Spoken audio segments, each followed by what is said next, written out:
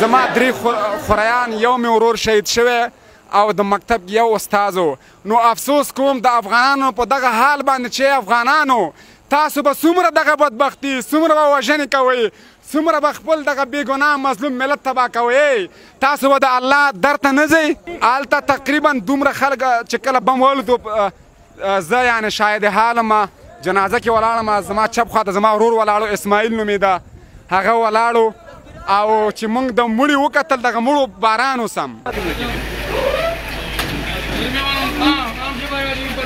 یو 2-3 صف ولاړو نور مخلوق را روانو چې د صفونو د ودرېږم دې کې انفجار وشو ډېر سپویل شوي دي نو پوه نه شو چې اوس فعلا هغه دقیق موږ د مړو موږ زخمیانو مړو سره راړو سیدامې ته